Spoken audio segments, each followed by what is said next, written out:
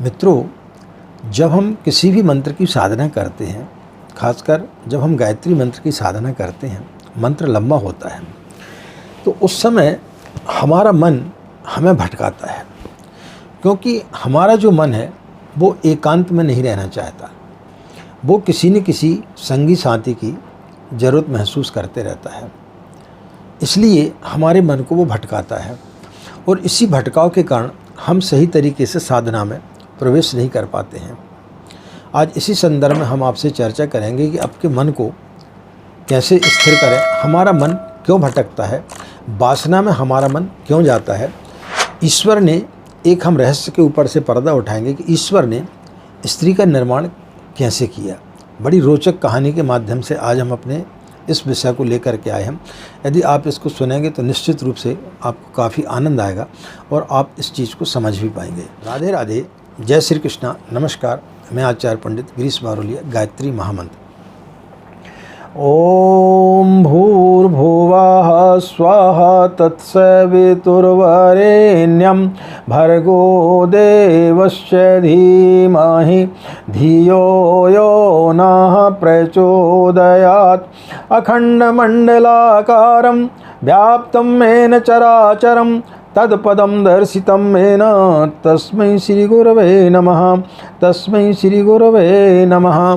मित्रों, आज हम आपके लिए साधना संबंधी कुछ बातों के बारे में बताने के लिए जा रहे हैं, लेकिन एक प्रसंग के माध्यम से यदि हम अपनी बात को कहेंगे तो आपको जो हम बताने के लिए जा रहे हैं वो बड़े जल्दी आपको समझ में आएगी, क्योंकि छोटे छोटे जो प्रसंग रहते हैं उनके माध्यम से यदि व्यक्ति को समझाया जाए तो वो चीज़ उसके अंतरतल तक प्रवेश करती है।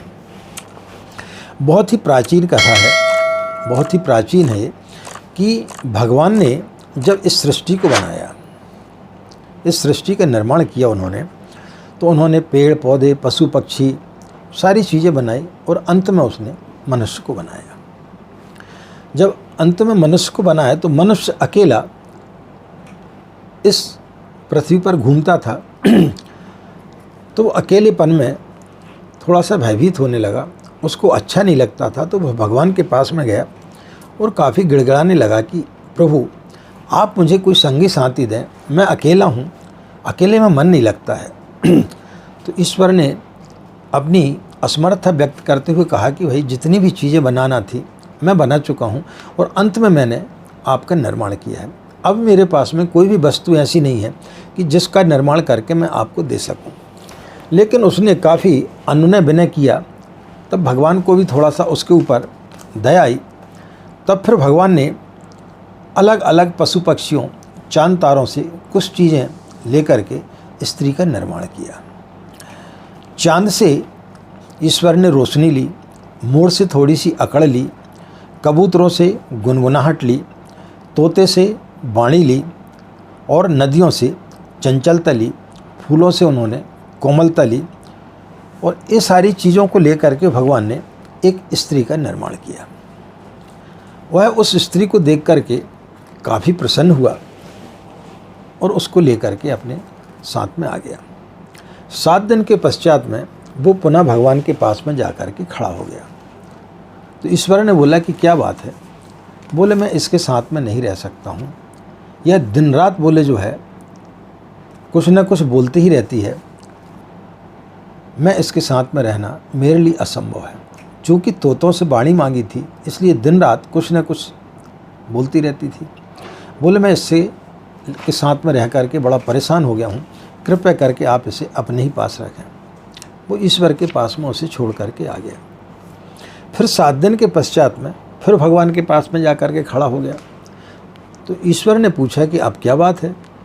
बोले माना कि वो बहुत ज़्यादा बात करती है, मुझे परेशान करती है, लेकिन उसके बगैर मुझे रहा भी नहीं जाता है, उसके बगैर मैं रह भी नहीं पाता हूँ, उसकी बड़ी याद आती है। प्रेम बहुत करती है क्योंकि फूलों से कोमलता ली थी, लेकिन थोड़ी सी अकड़ती तो है, मोड़ से थोड़ी सी अकड़ ली थी। तो ये सब चीज़ें होते हुए वो दयालु भी है, थोड़ी सी कठोर है लेकिन दयालु है। जैसी भी है लेकिन मैं उसके बगैर रह भी नहीं सकता हूँ, उसकी बड़ी याद आती है। ईश्वर ने बोला ठीक है ले जाओ। वो लेकर के आ गया। फिर 7 दिन के पश्चात फिर भगवान के पास पहुंच गया। बोले अब तो मैं इसको अपने पास में बिल्कुल भी नहीं रख सकता हूँ, बहुत अकड़ती है, बहुत ज़्यादा नखरे करती, बहुत ज़्यादा बोलती है, मेरा पूरा दिमाग खा चुकी है, इसलिए मैं इसे नहीं रखूँगा। तो उस कहानी में इस प्रकार से बताया गया कि फिर भगवान ने अपनी पीठ फेर ली और बोले कि भाई मैंने जो वस्तु अब आपको दे दी है, आप उसको अपने पास में रखें, मैं इसका कुछ नहीं कर सकता, आप अपना निपटारा स्वयं करें। तब से पति पत्नी का इसी प्रकार से संबंध चला आ रहा है। पत्नी साथ में रहती है तो व्यक्ति को तकलीफ होती है, मायके चली जाती है तो फिर उसको उसकी याद आती है। यह उसी समय से यह चला आ रहा है। लेकिन यदि इसको देखा जाए तो व्यक्ति जब अकेला होता है तो फिर वो किसी का साथ चाहता है। तब फिर वो चाहता है कोई मित्र हो, कोई दोस्त हो, कोई संगी साथी हो, तो उनके साथ जब बैठता है तो वहाँ पर भी वो फिर बेचैनी महसूस करने लगता है। तो अपने अकेलेपन को दूर करने के लिए वो शादी करता है, और जैसी शादी करता है तो फिर दूसरे व्यक्ति को वो ज़्यादा देर तक बर्दाश्त नहीं कर पाता है। इसलिए जब व्यक्ति की शादी होती है कुछ दिनों के पश्चात में फिर वो अपने समय काटने के लिए, पत्नी से दूर रहने के लिए होटलों में बैठा रहता है, दोस्त यारों के पास में बैठा रहता है, तो उसको फिर जो है साथ काटता है। तो ये व्यक्ति की आदत है। तो जब हम साधना करते हैं तो साधना करते समय हमें अकेलापन काटता है, हम चाहते हैं कि कोई साथ हो। मन हमारा इधर उधर हमें भटकाता है, कभी दुकान की तरफ, कभी बच्चों की तरफ, कभी पत्नी की तरफ। तो जितनी सारी चीज़ें कभी हमें दिन भर में याद नहीं आती, वो सारी चीज़ें हमें उस 1 घंटे में याद आती हैं और हमारा मन वहाँ पर भटकाता है। तो जब व्यक्ति भटकता है और जब पूजा से उठ जाता है तो फिर जिस काम के लिए उठा था उसमें फिर वो अपने आप को असहज महसूस करने लगता है। तो ना तो वो अकेला रहना चाहता है और ना ही किसी के साथ में रहना चाहता है। ये व्यक्ति की बड़ी विडंबना है। मुल्ला नसरुद्दीन अफ्रीका के जंगलों में शिकार करने के लिए गया। जब वहाँ से लौटा तो उसके मित्रगण उससे आकर के पूछने लगे कि भाई जब आप गए थे वहाँ पर तो क्या हुआ। तो उसने बहुत सारी बातें खूब फेंक रहा था।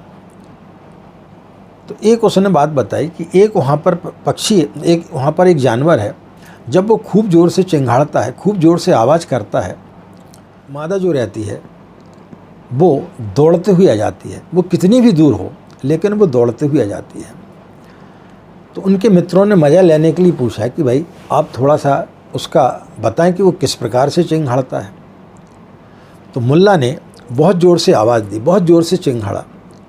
तुरंत दरवाज़ा खुला और उसकी पत्नी आई और बोले बोली भाई, बोलो मुल्ला जी क्या बात है।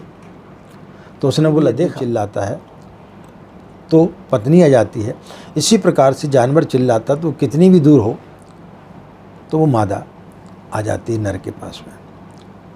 तो मित्रों, हम भी जब साधना करते हैं तो हमारी साधना में मन हमारा इधर उछटते रहता है और हम अपने एकाकी से जो है घबरा जाते हैं और किसी का साथ चाहते हैं, और जब उसका साथ मिलता है तब फिर हम वहाँ पर अपने आप को असहज महसूस करने लगते हैं।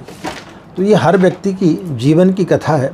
अकेला होता है तो पत्नी की चाह रखता है, पत्नी आ जाती है तो फिर अकेला रहना चाहता है। तो मित्रों, जब हम साधना करते हैं तो अपने आप को एकांत में रहने के आदी बनाएं। मंत्र का जाप करते समय अपने आप को ईश्वर के निकट रखेंगे तो निश्चित रूप से आपको ईश्वर की प्राप्ति होगी। जिस दिन आप खाली हो जाएंगे, जिस दिन आप पूरी चीज़ों को अपने दिमाग से हटा देंगे, अपने अंतरतल को खाली कर लेंगे, उस दिन आपके पास में ईश्वर आपके एकदम नज़दीक है। ईश्वर को कहीं ढूंढने के लिए नहीं जाना है। हम जो कुछ भी परिस्थितियाँ निर्मित करते हैं वो हम स्वयं करते हैं। ईश्वर कोई चीज़ों की परिस्थितियों को निर्मित नहीं करता। ईश्वर तो सदैव आपके समक्ष है। बस आपको इन सब चीज़ों से विरक्त होने की ज़रूरत, इन सब चीज़ों को अपने से दूर करने की ज़रूरत है। जैसे ही आप दूर करोगे वैसे ही ईश्वर आपके समक्ष आ जाएगा, वैसे ही आपको गायत्री माता का आशीर्वाद आपको प्राप्त होने लगेगा। आशा है मित्रों इस प्रसंग के माध्यम से हमने आपको जानकारी दी, आपको बात समझ में आई होगी। इन्हीं कामनाओं के साथ में कि आपका दिन मंगलमय हो, आप लोग खुश रहें, मस्त रहें, माँ गायत्री की असीम कृपा इसी प्रकार आप लोगों पर बनी रहे। आज की बात समाप्त, हमें आज्ञा दें। नमस्कार, ओम शांति।